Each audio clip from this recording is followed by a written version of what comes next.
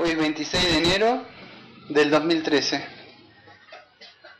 Como sabés, se va a empezar no es el día de culto también, pero a pedido, ¿no? O sea, de tuyo, o sea, la congregación que formamos parte del cuerpo de Cristo, decidimos los miércoles tocar unos temas. Están tocando los 5 puntos calvinistas, los 5 puntos del calvinismo, y hoy vamos a empezar una serie, o sea, basada en un libro que es El Progreso del Peregrino.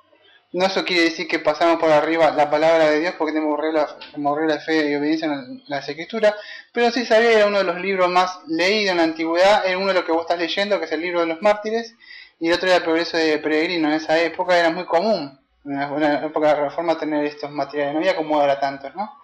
Así que vamos a encomendarnos a nuestro Padre y vamos a empezar. Amado Padre, le pedimos que en el día de hoy, que estamos formando como congregación, vamos a empezar a estudiar, ¿sabe? Un libro de lo que más quiero y más amo, que siempre esperé y por fin lo puedo tener.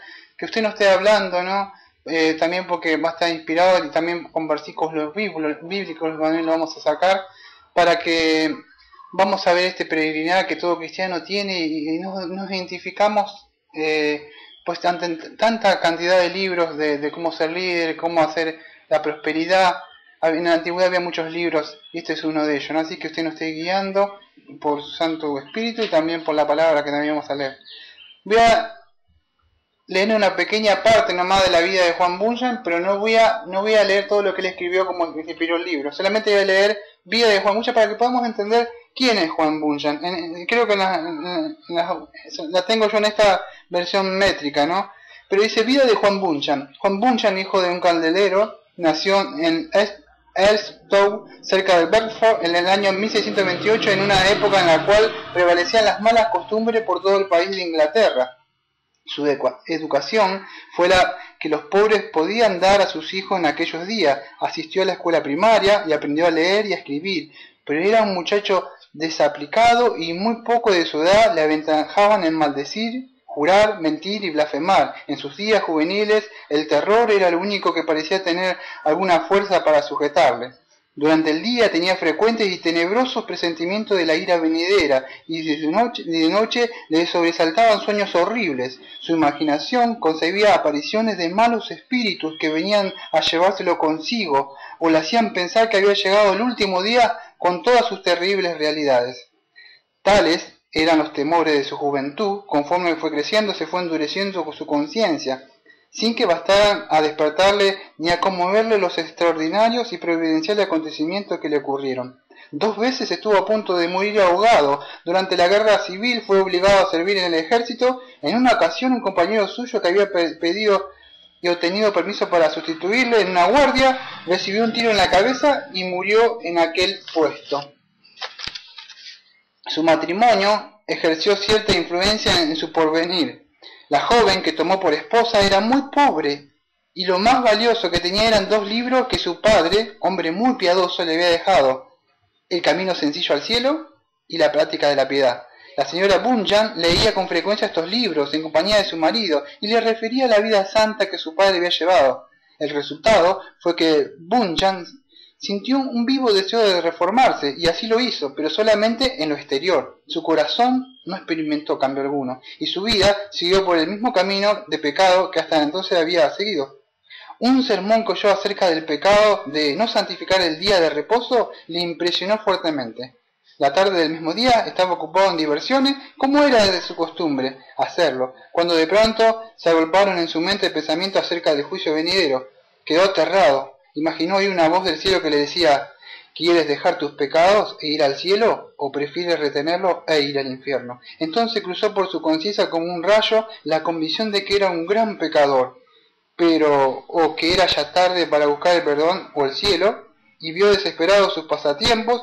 Algún tiempo después trabó amistad con un cristiano, cuya piadosa conversación tocó de tal manera su corazón que comenzó a leer la Biblia. Encontró el libro Las cosas que le alarmaron y emprendió la reforma de palabras y de su vida, pero confiado solamente en sus propias fuerzas e ignorando el amor y la gracia de Jesucristo. Un día atrajeron su atención la conversación que sostenían 3 mujeres piadosas que se hallaban sentadas a la puerta de una casa en una de las calles de Bedford. Se acercó y, oyéndolas hablar de las cosas de Dios, de su obra en sus corazones y de la paz de la reconciliación, vio que había había en la religión algo que él no había conocido ni experimentado aún. Las palabras de aquellas mujeres no las olvidó nunca y desde entonces abandonó la compañía de vicios y buscó la sociedad de los que al menos tenían cierta reputación de piadosos. Bunyan había ya emprendido su camino saliendo de la ciudad de destrucción, pero cayó en muchos peligros y errores. Apenas hay un temor en los muchos que pueden asaltar al espíritu ansioso de salvación, que no inquietara alguna vez u otra vez su mente. Por largo tiempo fue como el hombre que él mismo describe en su libro, encerrado en una jaula de hierro, privado del gozo de las promesas divinas y esperando aterrado una segura condenación. Su lucha con el maligno nos recuerda también el combate de Cristiano y Apolión. Pero, según su propia y hermosa expresión, una mano misteriosa le alargó algunas hojas del árbol de la vida, que aplicó las heridas que había recibido en la batalla y fue curado al instante. La fue, le llevó a la cruz de Cristo y vino a ser más que vencedor por medio de aquel que le amó. Poco después de esto hizo pública profesión de fe y comenzó a predicar a otros el Salvador que él había encontrado. Pronto tuvo que sufrir por causa de su religión. Entre los años 1655 y 1660 predicó a menudo en la vecindad de Bedford. En el año último fue arrestado y metido en la cárcel de Bedford, en el cual pasó 12 años, exceptuando únicamente un breve intervalo de pocas semanas.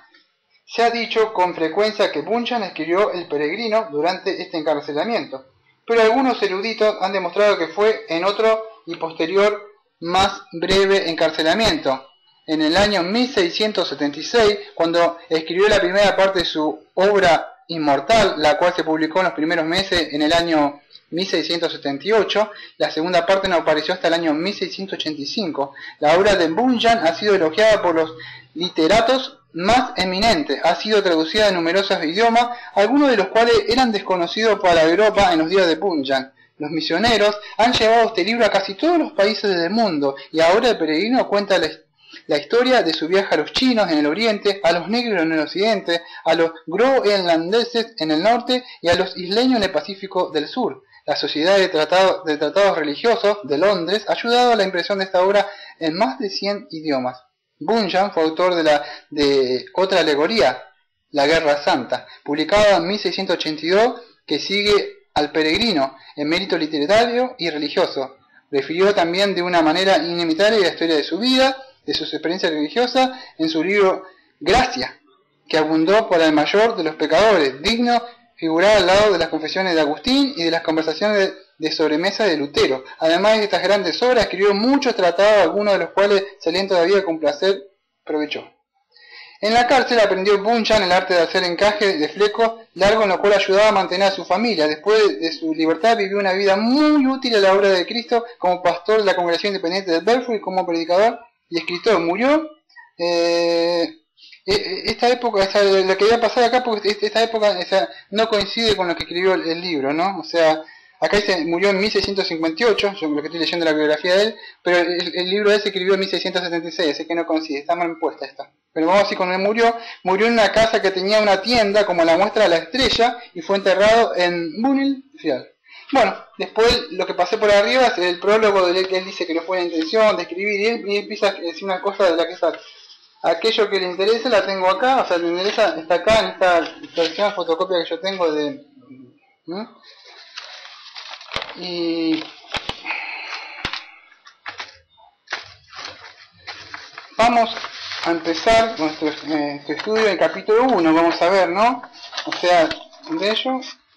Y el capítulo 1 empieza con principio al sueño del autor cristiano, convencido de pecado, huye de la ira venidera y es dirigido por el evangelista a Cristo. Ese es el capítulo 1 que vamos a ver, ¿está? Bueno, ¿vamos a querer leer un texto o algo de eso? ¿No? Entonces vamos a empezar. Dice así: caminando iba yo por el desierto de este mundo, cuando me encontré en un paraje donde había una cueva. Busqué refugio en ella, fatigado y habiéndome quedado dormido, tuve el siguiente sueño. Vi un hombre en pie, cubierto de andrajos, vuelto de espalda a su casa, con una pesada carga sobre sus hombros y un libro en sus manos. Fijando en él mi atención, vi que abrió el libro y leía en él, y según iba leyendo, lloraba y se estremecía, hasta que no, pudiendo ya contenerse más, lanzó un doloroso quejido y exclamó: ¿qué es lo que debo hacer? En este estado regresó a su casa procurando reprimirse todo lo posible para que su mujer y sus hijos no se apercibiesen de su dolor. Vamos a hacer una cosa, no sé si quieren que lea todo o a medida que vamos leyendo, lo dejo para vos, o sea, quieren que vaya explicando, lea todo. Bueno, después empezamos el estudio, dale. En este caso, regresó a su casa procurando reprimirse todo lo posible para que su mujer y sus hijos no se apercibiesen de su dolor, más no pudiendo por más tiempo disimularlo, porque su mal iba en aumento. Se descubrió a ellos y les dijo: queridísima esposa y vosotros hijos de mi corazón, yo vuestro amante amigo me veo perdido por razón de esta carga que me abruma. Además sé ciertamente que nuestra ciudad va a ser abrazada por el fuego del cielo y todos seremos envueltos en catástrofe tan terrible que si no hallamos un remedio para escapar, lo que hasta ahora no he encontrado. Grande fue la sorpresa de estas palabras, produjeron en todos sus parientes, porque las creyentes verdaderas, no porque las creyesen verdaderas, sino porque las miraban como resultado de algún delirio, y como la noche estaba ya muy próxima, se apresuraron a llevarla a su cama en la esperanza de que el sueño y el reposo calmaran su cerebro. Pero la noche, que le era tan molesta como el día, sus párpados no cerraron para el descanso, y la pasó en lágrimas y suspiros. Interrogado por la mañana de cómo se encontraba: me siento peor, contestó, y mi mal crece cada instante. Y como principiase de nuevo a repetir las lamentaciones de la tarde anterior, se endurecieron contra él en lugar de compadecerle. Intentaron entonces recabar con esperanza a los medios de la dulzura, no habían conseguido. Se burlaban unas veces, le reñían otras, y otras le dejaban completamente abandonado.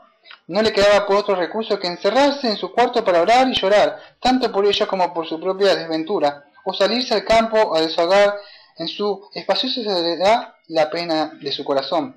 En una de estas salidas vio un decaído de ánimo y sobremanera desconsolado leyendo en su libro, según su costumbre. Y según le oí de nuevo exclamar: ¿qué he de hacer para ser salvo? Sus miradas inquietas se dirigían a una y otra vez como buscando un camino por donde huir, mas permanecía inmóvil porque no le hallaba a tiempo, que vi venir hacia él un hombre llamado Evangelista y oí el siguiente diálogo. Evangelista: ¿por qué lloras? Cristiano: tal era su nombre. Quiero aclarar que en otra traducción aparece, todavía no aparece Cristiano, aparece sin gracia, ¿no? Pero acá aparece Cristiano, ¿no? Entonces Cristiano dice, tal es su nombre: este libro me dice que estoy condenado a morir y que después es de ser juzgado, y yo no quiero morir, ni estoy dispuesto para el juicio. Evangelista: ¿por qué no has de querer morir cuando tu vida está llena de tantos males? Cristiano: porque temo que esta carga que sobre mí lleva me ha de asumir tan hondo en el sepulcro, y que he de caer en el Tofet, lugar de fuego, y si no estoy dispuesto para ir a la cárcel, lo estoy menos para el juicio, y muchísimo menos para el suplicio. ¿No quieres, pues, que llore y que me estremezca? Evangelista: entonces, ¿por qué no tomas una resolución? Toma, lee. Cristiano, recibiendo un rollo de pergamino y leyendo: huye de la ira venidera. ¿A dónde? Él dijo: ¿a dónde y por dónde he de huir? Evangelista, señalando un campo muy espacioso: ¿ves esa puerta angosta? Cristiano: no. Evangelista: ¿ves allá lejos el resplandor de una luz? Cristiano: ¡ah, sí! Evangelista: no la pierdas de vista, ve de hecho hacia ella y hallarás la puerta. Llama y allí te dirán lo que has de hacer.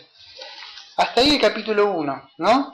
Bueno, en el día de hoy lo que vamos a hacer, o sea, en este sábado, porque decidimos tomar el sábado para considerar, ¿no? Vamos a ver, acompañado un poco de lo que vimos. Espero que tengan en mente. Yo lo único que voy a pedir solamente en los sábados es que se leas, o sea, el capítulo que sigue siempre para la otra. O sea, que ya tengan más o menos en mente lo que habla, las conversaciones, para cuando ya vamos con los textos bíblicos resulta un poco más fácil. Esto representa, vamos a ver antes de empezar, todos sabemos, o sea, que no está hablando, o sea, es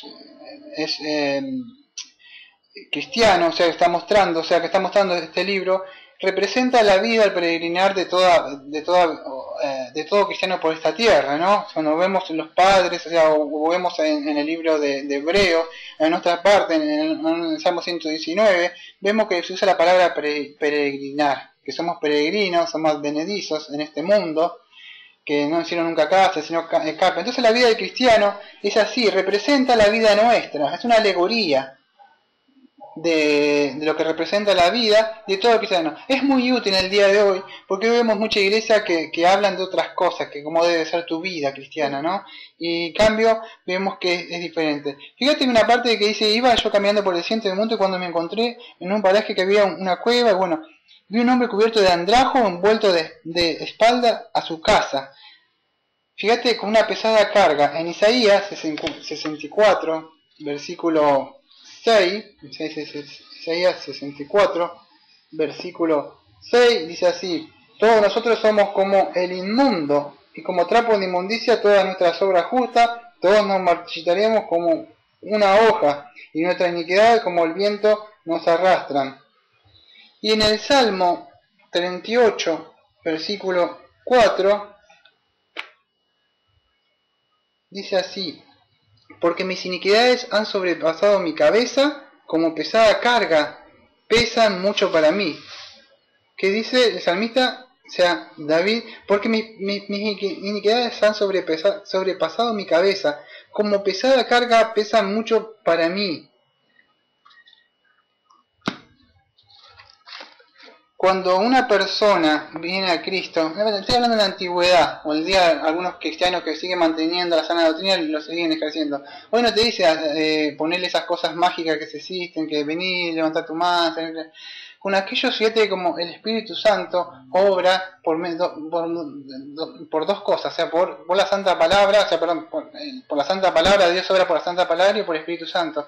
Lo primero que hace es que le trae convicción de pecado a él. Él no entiende bien todavía, porque todavía nadie ha explicado, él está nuevo, y él está leyendo, pero él siente un dolor a algo que no está mal, o sea, algo está mal dentro de él, y él no entiende. ¿Qué dice la Biblia, esa carga en Salmo 38:4? Que la pesada carga es la carga, lo que él lleva en su espalda es el pecado.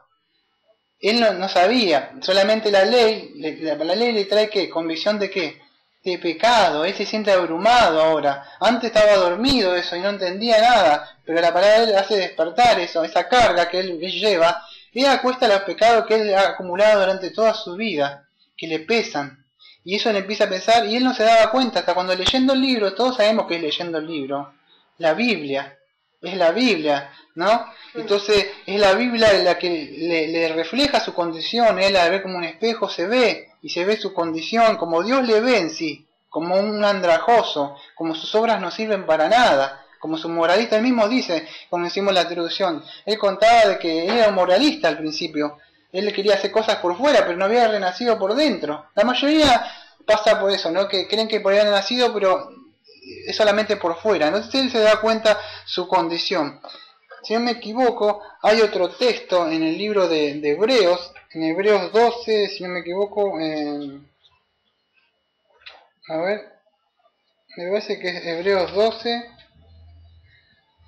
sí, uno dice así: por tanto, puesto que tenemos de alrededor nuestro tan gran nube de testigos, despojémonos también de todo peso y del pecado que tan fácilmente nos envuelve, y corramos con paciencia la carrera que tenemos por delante. ¿Cuál es ese peso entonces que dice Hebreo que tenemos? Es la carga del pecado, es la que él tenía en su espalda continuamente y no se daba cuenta, ¿no? O sea, estaba recién como volviendo a la vida, como yo siempre decía, cuando Cristo me trajo a la vida, yo me desperté y digo, ¿qué hago acá con toda esta gente así? Y te despertás y no sabes qué hacer y qué decisión. Y yo en esa época me acuerdo, tenía mucha música heavy y la empecé a tirar, no sabés bien, porque recién te despertás. Yo me desperté de 30 y pico de años estando muerto espiritual a la vida, imagínate. Y entonces no entendés bien ciertas cosas. Entonces, ¿qué dice él? Empezó a llorar. Fíjate que cuando uno empieza a llorar, ¿qué pasa? Es que el Espíritu Santo te da una convicción de pecado. Te sentís triste adentro de lo que le has ofendido a un Dios tan santo y bueno, y la palabra te muestra las cosas que has hecho. Y lo empezás a ver y te empezás a sentir como Adán, así desnudo y mal, de lo que más le ha ofendido. Y eso por eso es lo que se ve que llora. No estamos hablando de que bajó ningún espíritu, eso que hay en la iglesia hoy día, que se pone a llorar y a reír, sino que la convicción de pecado, si nunca has sentido adentro que le has ofendido a Dios y de verdad llorás Porque no por miedo a castigo que la Biblia te dice que te vas al infierno, no, que de verdad le has ofendido a Él y te sentís mal, de verdad que le ofendiste, cuando recién viniste a Cristo, ¿no? Y durante nuestra vida, eso es lo que llora. Él lee el libro ese, que es la Biblia, que le ha convencido a su conciencia de lo mal que está. Y ese va mal, o sea, y va justo a qué, a sus familiares. Y vamos a ver ahora que justo que quién son los que se van a poner a Él, quién son los familiares, ¿no? Entonces él va ahí, dice, y en este estado regresó a su casa, procurando reprimirse todo lo posible para que su mujer y sus hijos no percibieran. Él quería ocultar eso, ¿no? Pero él no pudo ocultarlo, no se puede. No, cuando Cristo, es como cuando te encontrás con Cristo, como que te atropelle un tren, no va a quedar lo mismo. Nadie queda lo mismo una vez que te encontrás con el Señor, no vas a hacer lo mismo. Entonces él no pudo ocultarlo. ¿Por qué? Pues se le notó, estaba obrando el espíritu adentro de él, y los hijos se dieron cuenta, ¿no? De eso, era muy expresivo en su rostro lo que pasó. Y él dijo que se encontraba, dice, le dijo, queridísima esposa mía, y vosotros hijos de mi corazón, yo vuestro amante amigo, me veo perdido por razón de esta carga que me abruma. Él se vio perdido. En Lucas 19:10, Lucas 19:10,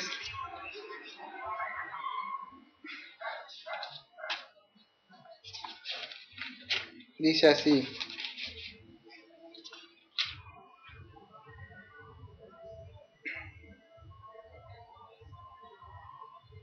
porque el Hijo del Hombre ha venido a buscar y a salvar lo que se había perdido. ¿Te acordás cuando fue a la casa de Saqueo? Dice, uy, ¿cómo puedes entrar ahí? Y le decía, ¿no? Y él le dijo que venía la salvación a esta casa. Jesús le dijo, hoy ha venido la salvación a esta casa, ya que él también es hijo de Abraham, porque el Hijo de Abraham ha venido a buscar y a salvar porque el Hijo del Hombre ha venido a buscar y a salvar lo que se había perdido. Acá Punchan dice, yo vuestro amante amigo me veo perdido. ¿Por qué? Porque dice, la escritura dice que Cristo vino a buscar lo que se había perdido, lo que está perdido. Estamos nosotros muertos y delitos en pecado, perdidos en este mundo. Estamos el hijo pródigo como está perdido y tomando conciencia, dice que volvió con su padre. Cuando el Espíritu Santo le da convicción de pecado, lo hace ver su condición, la persona se siente perdida. Siente que el camino que creía que le conducía a vida eterna, se dio cuenta que ese camino era camino de perdición ahora, y que ahora él está perdido y no sabe para dónde ir bien, no sabe. O sea, cuando vos venís a Cristo, o sea, cuando recién sucede que venís a Cristo, ¿qué sucede? Tu mente está, no tenés las cosas bien en clara, no se sabe bien para dónde ir, para qué lado encaminar. ¿Por qué? Porque todo te parece nuevo, o sea, ¿no? Y a mí me pasó lo mismo cuando salí de esas iglesias, megas iglesias, grandes, carismáticas, todo eso, y me estaba solo, me acuerdo. Solo, de verdad, literal, solo. Y cuando no sabía para dónde ir, no sabés qué hacer, tenés la palabra y guiarte, y bueno. Así que él se va justo buscando la ayuda de quién, de los familiares, ¿no? Entonces, él estaba así, ¿por qué? Por su condición, o sea que al verse su condición pecaminosa y no sabía qué hacer. Entonces, él le cuenta eso a sus familiares, ¿no? Pero que dice que ellos creían que él tenía una razón de un delirio, o sea que creían que estaba loco él, ¿no? Que algo le pasó. Y como a la noche ya se había acercado, dice, ya se estaba poniendo, le dicen que fuera a dormir él, ¿no? Pero ¿qué pasa? Él no podía conciliar el sueño, ¿no? ¿Por qué? Porque sabía que su conciencia continuamente, la palabra de Dios como una espada de doble filo, trabajaba, penetraba cada vez más en su mente, trayéndole más y más convicción de pecado, ¿no? Y a la mañana dice que fíjate que le dice que le volvieron a preguntarle, a interrogarlo, y él que dijo, me siento peor, y mi mal crece cada instante, como principiase de nuevo a repetir las lamentaciones de la tarde anterior, se endurecieron contra él en lugar de compadecerle. Entonces le preguntaron qué es lo que le sucedía, ¿no? Y él decía que cada vez el mal se sentía peor y peor. Qué contrario es que dice, ¿no? Que el evangelio de la felicidad, la prosperidad, que Dios te quiere hacer feliz. Y fíjate, cuando Cristo viene, te muestra tu condición. ¿Cuál es la condición tuya? Que sos un pecador, te convence, ¿no? de pecado. Y él se sentía mal adentro, ¿no? Y entonces, ¿qué sucedió? Que se fue a su cuarto, ¿no? Porque no conseguía ningún consuelo de parte de ellos. Claro, los familiares no te van a dar ningún consuelo. El único que te puede llegar a consolar ¿quién es? El Señor, nada más, ¿no? Y que se fue adentro a su cuarto a orar y a llorar, ¿eh? Por su propia desventura. Y él salía a caminar, o sea, viendo su corazón, o sea, ¿no? Fíjate que dijo en una de esas salidas que él salió a caminar, se había caído de ánimo y sobremanera desconsolado, leyendo en su libro según su costumbre, dice, se le aparece a alguien. Él exclamaba, perdón, diciendo, ¿qué he de hacer para ser salvo? Dice, ¿qué he de hacer para ser salvo? Y esa es la pregunta, ¿no? Cuando alguien vos escuchás una prédica, hoy en día no se predica mucho esto, pero generalmente un verdadero predicador siempre debe exponer desde el púlpito cualquier tema que esté tocando, el Evangelio tiene que estar ahí, tiene que estar Cristo, ¿no? Fíjate en Hechos 2.37 y 38, Hechos 2.37 y 38 dice, este es el efecto del sermón de Pedro, dice, al oír esto compungido de corazón, Pedro estuvo predicándoles como ellos habían matado al Señor Jesucristo en la cruz, lo que habían hecho y todo, ¿te acordás? En ese sermón. Entonces al oír esto, compungidos de corazón, dijeron a Pedro y a los demás apóstoles, hermanos, dice, ¿qué haremos? Dice, y Pedro dijo, arrepentidos y bautizados cada uno de vosotros en el nombre de Jesucristo para perdón de vuestros pecados y recibiréis el don del Espíritu Santo. Esta gente también, después de la prédica, de haber escuchado la palabra de Dios, o sea, por medio de Pedro, se compungieron como peregrinos dentro del corazón y se sintieron mal. ¿Qué haremos? ¿Qué haremos? Matamos al Mesías, a Cristo, y ahora, pobre de nosotros, ¿qué haremos? Arrepentidos, dijo. La palabra entonces tiene que mostrarnos, convencernos de que estamos mal, nuestra conciencia, no que vamos a ver un rato de que debemos hacer una oración mágica, algo, ¿no? No, tiene que obrar adentro. Cuando estudiemos este domingo, no, porque tenemos el libro albedrío, pero el otro domingo, si me acabo de tener el llamamiento eficaz, vamos como el Espíritu Santo obra adentro, tanto externamente como internamente, por medio de la palabra de Dios y el Espíritu Santo transfiriéndole convicción de pecado. Cuando venga el Espíritu Santo, ¿qué hará? Traerá, Juan dice, traerá 16.4, me parece que dice convicción de pecado, si no me equivoco, ¿no? O sea, el texto no me acuerdo, la palabra dice que él traerá convicción de pecado. No que el Espíritu Santo traerá a cantar, bailar y reír y hacer milagros. No te va a convencer, uno de los ministerios es convencerte de pecado. O sea, decirte, uy, ¿qué pasó? ¿Qué estoy haciendo? He ofendido a un Dios santo. Tiene que, si no se escribe dentro de la persona eso nunca, hay que analizarse, porque el Espíritu Santo tiene que dar adentro que le has ofendido, ¿no? A él. Y eso es lo que sucedió, ¿no? Y esos son unos síntomas del verdadero arrepentimiento. Y él decía, ¿qué he de hacer para ser salvo? Continuamente se hacía esa pregunta, ¿no? Y me acuerdo que hace mucho tiempo que yo no estaba, las personas pasaban en una iglesia media que estaba, pasaban todos los domingos a hacer una oración de entrega. ¿Por qué? Porque dentro de ellos se sentían vacías. ¿Quién quiere pasar? Y uno me pasaba porque te tocaba el pastor enfrente, que te tocaba y otra vez. Y vos sabías que otra vez que pasaba y otra vez pasaba. ¿Por qué? Porque no eras salvo. Sabías dentro de ellos que no eras salvo. Pero la seguridad del creyente es la salvación, que un día vamos a tocar en la confesión que tenemos, vamos a ver. Entonces, se encontró con quién, se encuentra con un hombre llamado Evangelista. En una de esas cosas que él estaba caminando, ¿qué hacer para salvo? Porque el libro que él leía, la Biblia, ¿qué le decía? Que él estaba mal. Estaba mal ante Dios. Y le había convencido de eso, pero él no sabía. Hasta cómo se encuentra este hombre evangelista y ahí empieza el siguiente el diálogo. Dice, ¿qué le dice Evangelista? Dice, ¿por qué lloras? Le dice. ¿Y por qué que lloraba? Porque él veía su condición pecaminosa. Entonces él se había perdido, ¿no? ¿Y qué sucede? Ahora sigo, ¿no?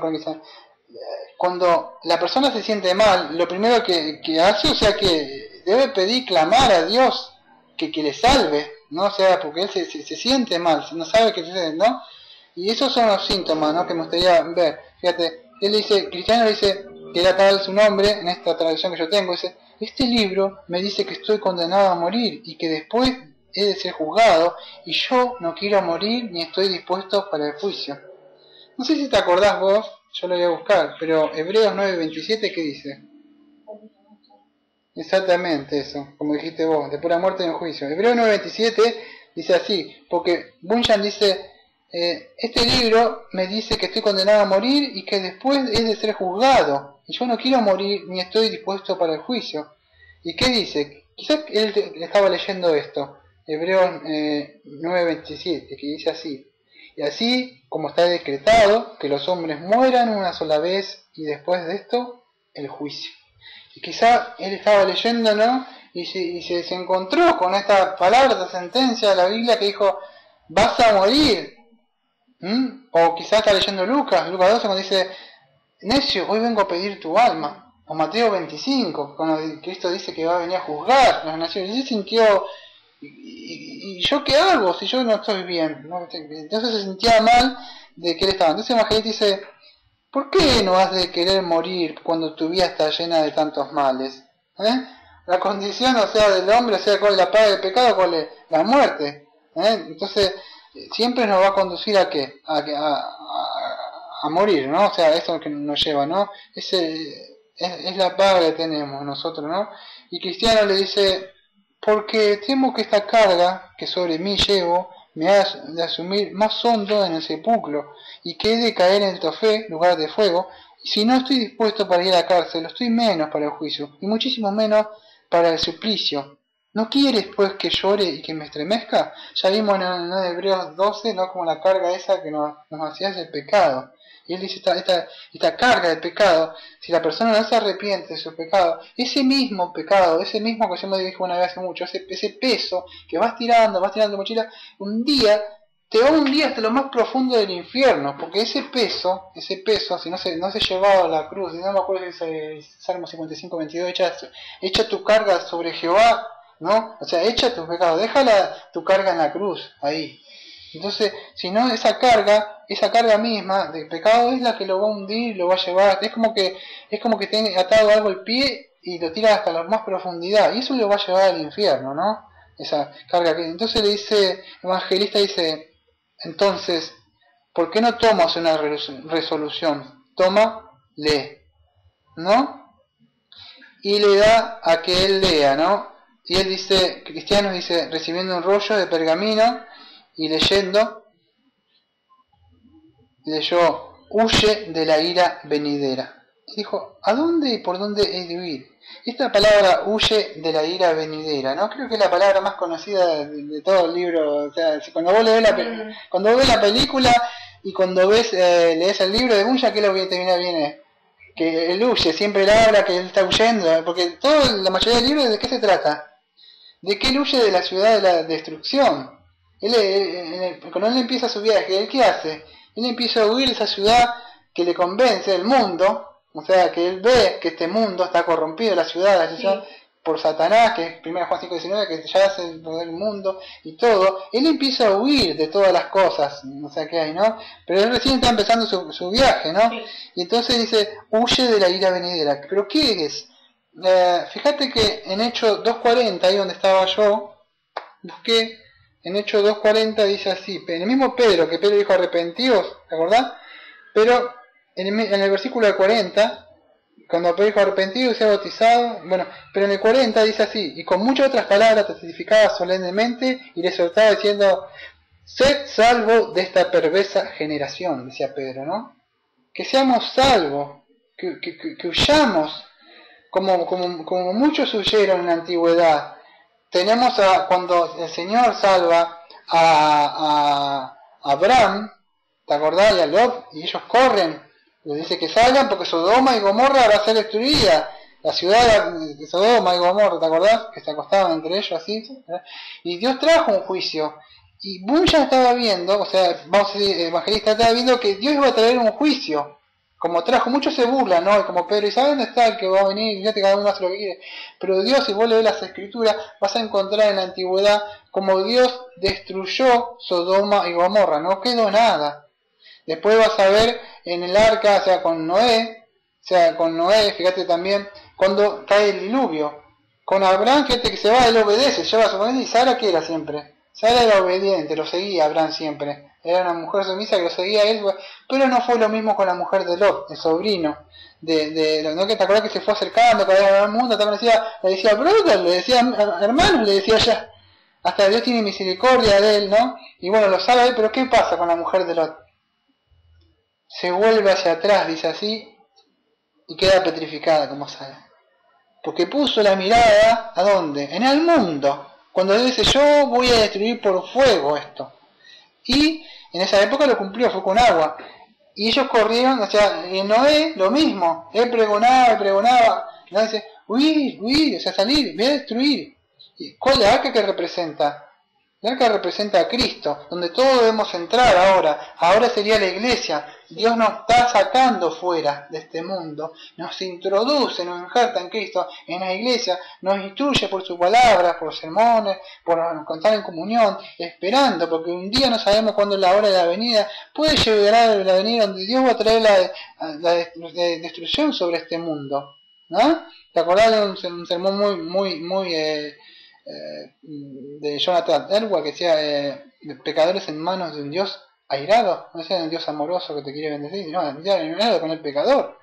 Y entonces que iba a tener un juicio. Y toda la mayoría no se predica esto de la ira, el juicio de Dios, se predica de otras cosas hoy en día, ¿no? Pero la palabra dice así, en 2 Corintios 6, 14 al 18, ¿qué dice? Ya estamos terminando un poco, ¿no? 2 Corintios 6, 14 al 18,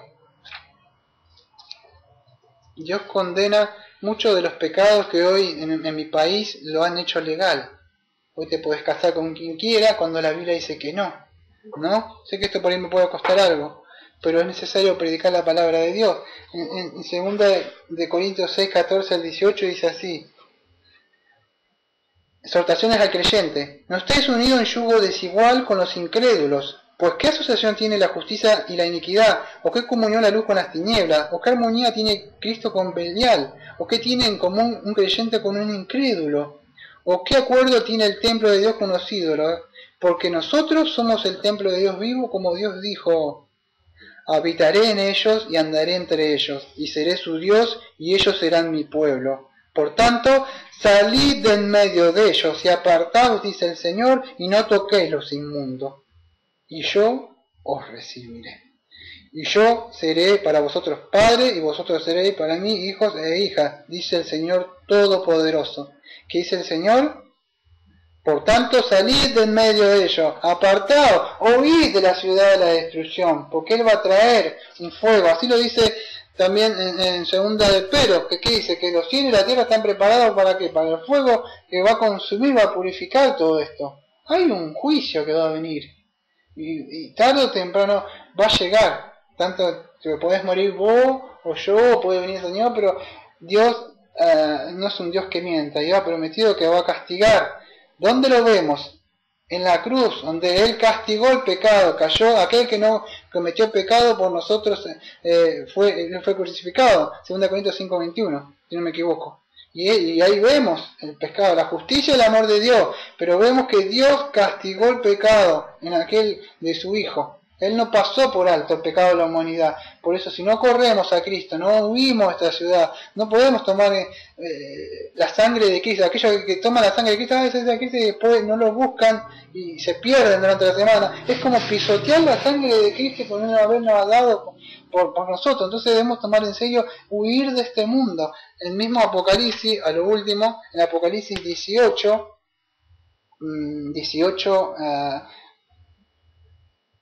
del 4 al 5 dice así: y oí otra voz del cielo que decía: salid de ella, pueblo mío, para que no participéis de sus pecados, y para que no recibáis de sus plagas, porque sus pecados se han amontonado hasta el cielo, y Dios se ha acordado de sus iniquidades. ¿Se puede entender?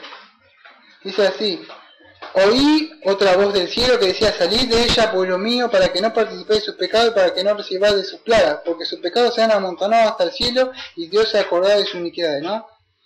Y en Isaías 48:20 dice: y salid de Babilonia. Y así sí podés encontrar mucho, ¿no?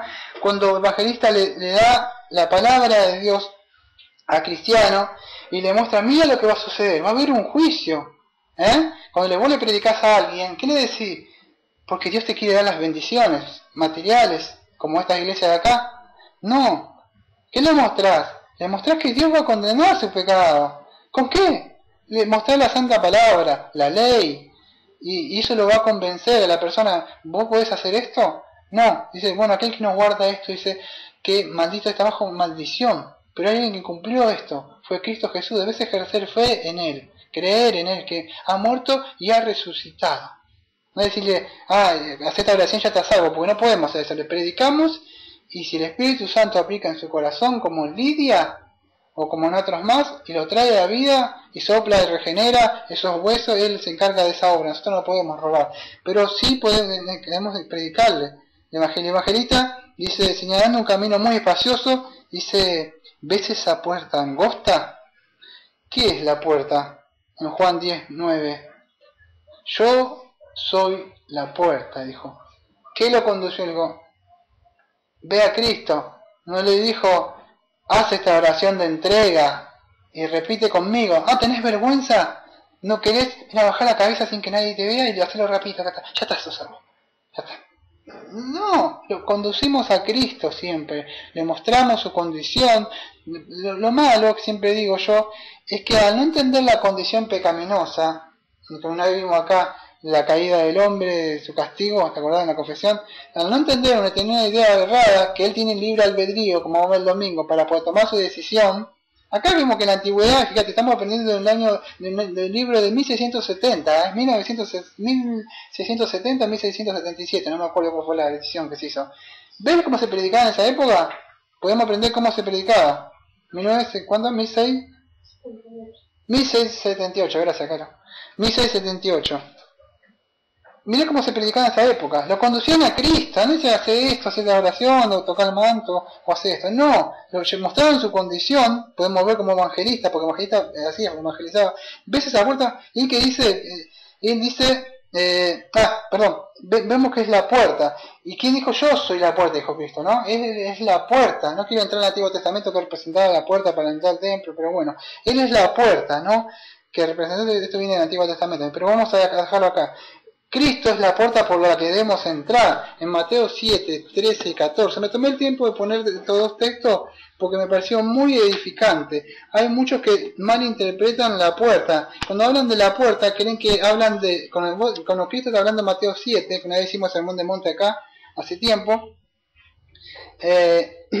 Hablábamos de que muchos creen que la puerta angosta y la puerta estrecha, está hablando de los cristianos y otro para el mundo, pero no es así, le está hablando a creyentes. Le está diciendo a los mismos creyentes, tengan cuidado por qué puertas van a entrar. ¿Por qué? ¿Vos te acordás del libro del profesor Legrino que estamos leyendo más adelante?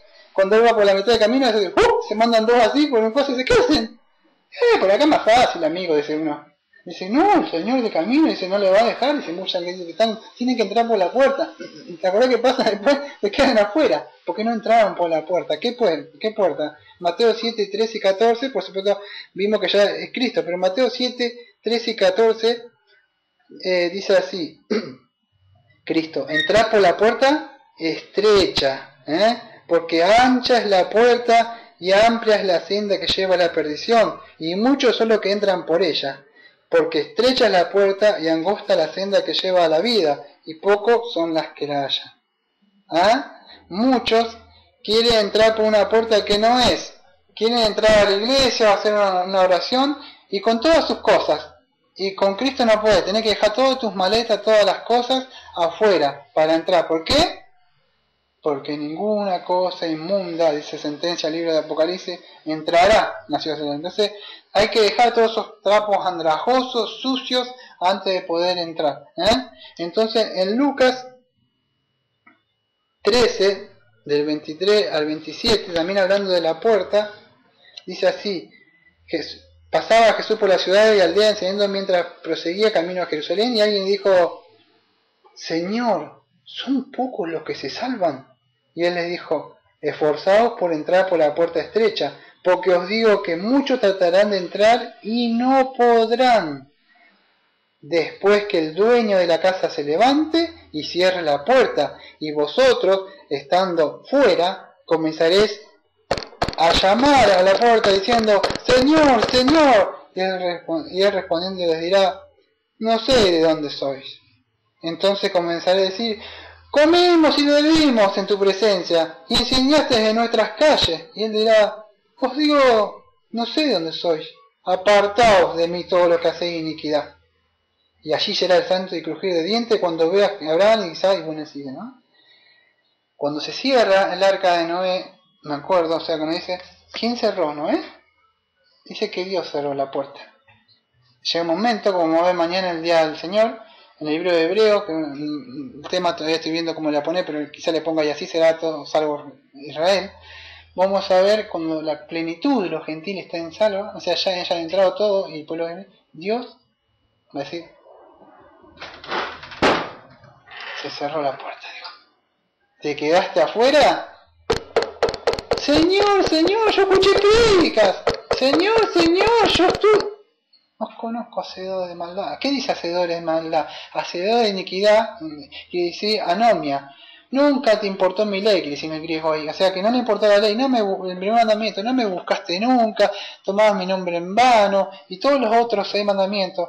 Y el Señor va a cerrar. Por eso Cristo, no lo estoy diciendo yo, sino Cristo lo dice, muchos creyeron que entraban por la puerta. Entraron por una puerta, está bien, pero entraban por la puerta que... podés entrar con todas tus cosas ahí. Y muchos caminan por la vida cristiana creyendo que entraban. Y entraban por una puerta, pero una puerta que es ancha. En la puerta de Cristo solamente es muy estrecha, quiere decir que es chica. Y cuesta caminar por eso, ¿no? Cuesta mucho, insultos, burlas, que se rían y otras cosas más. Y entonces, evangelista dice al cristiano, ¿ves esa puerta angosta? Por supuesto estaba señalando a Cristo. Evangelista cristiano dice, no. Entonces el evangelista dice, ¿ves allá lejos el resplandor de una luz? Ah, sí, dice el cristiano. También, ¿qué encontramos en la escritura? Yo soy la luz. Otra vez lo vuelvo a conducir. ¿Ves esa puerta? No. Bueno, ¿ves esa luz? Ah, sí, dice. Ve, o sea, él la ve la luz. Entonces le dice, no la pierdas de vista. Ve derecho hacia ella y hallarás la puerta. Llama y allí te dirán lo que has de hacer. ¿Ah? Yo soy la luz, dijo el Señor Jesucristo. ¿Por qué no podía ver él la puerta? ¿Por qué no podía ver apenas la luz? O sea, ¿por qué? Porque apenas se puede ver la luz. ¿Por qué se pone? Porque en 2 Corintios 4:4 dice que Satanás cegó el entendimiento para que no resplandezca la luz del Evangelio. Él le ciega los ojos, le tapa con otras cosas, le pone hacia adelante y así, ellos van atrás de eso. Y les pone cosas para que no brille la luz del Evangelio, no brille, ¿no? Y es así, él se encarga de hacer eso, ¿no? Y los conduce para otro lado. En la vida de peregrinar, de peregrino, que nos vamos a identificar mucho con las cosas que nos pasan a nosotros, vamos a ver que muchas de las cosas que le pasan a él nos pasan en nuestra vida diaria, o ya nos pasaron o nos van a pasar, que algún día. Entonces dice, ¿ves esa luz? Sí, bueno, es Cristo. En Salmo 119:5 que dice, lámpara es a mis pies tu palabra y lumbrera a mi camino. ¿Qué es la luz que le dice? ¿Ves esa luz? Bueno, lámpara es a mis pies tu palabra y lumbrera es a mi camino. La palabra de Dios es la lámpara y la lumbrera, la que siempre te va a conducir a Cristo. El Salmo dice, yo te enseñaré el camino por el que debes andar. Si no lees la Biblia antes o cuando sos cristiano, vas a perder el camino, porque lejos de mí nada puedes hacer, te vas a salir del camino. Entonces la palabra de Dios es la que la lámpara es mi pie, la que nos va iluminando el camino. Entonces el cristiano dice, sí, dice, él ve eso. Entonces le dice, no la pierda de vista, no saques tus ojos de la palabra de Dios. No pongas la palabra de tus ojos así, voy a perder tiempo en otras cosas, porque ahí está todo el tesoro, ¿no? Y tenemos que llevar, fíjate que en todo el libro, si vos lees, vas a ver que él anda con su libro para todos lados. Él siempre anda con su libro en su mano, y como era de costumbre, dice, él leía. ¿Quién tenía costumbre por leer el libro? Cristo, desde que llegó la escritura. Como era de costumbre, se levantó y leyó. Entonces dice, no pierdas vista, ve derecho hacia ella, derecho, porque es recto el camino, no te puedes estar doblando, ¿sí? Es recto el camino del justo, y es por aquello que pone Jehová a sus ojos. Entonces, y hallarás una puerta, llama y allí te dirán lo que debes hacer. En el Salmo 119, versículo 9 dice,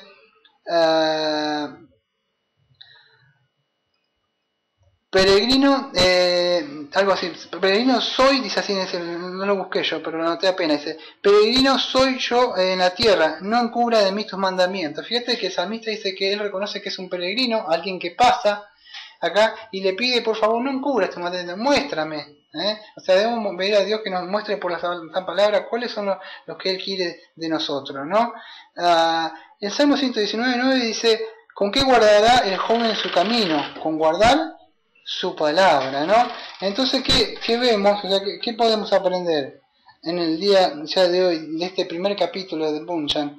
Vimos que es una alegoría donde él, al leer las escrituras, el Espíritu Santo le convence a su conciencia, le da convicción de que él está mal, que él se siente pecador, que está mal ante Dios, se ve atormentado, no puede descansar su mente, algo no lo deja dormir, porque le aguijonea la conciencia continuamente, sabe que está mal, ¿no? Le está dando convicción de pecado, convicción de que lo convence de que él está mal.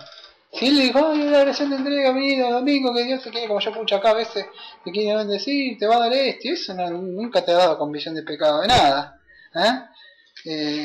Entonces, ¿qué hace? Y él pregunta, ¿qué de hacer salvo? ¿No? La pregunta es, ¿hacer salvo? ¿Salvo de qué? De la ciudad que él va a destruir. Dios va a traer un juicio sobre este mundo. La persona quiere ser salvo, ¿no? Y bueno, y ahí lo muestra, se evangeliza, lo guía por la palabra de Dios, le dice que huya de esta ciudad de la destrucción. ¿A dónde lo conduce? A Cristo. Él dice que no ve bien la puerta, entonces, por las escrituras, ¿qué dijo Cristo?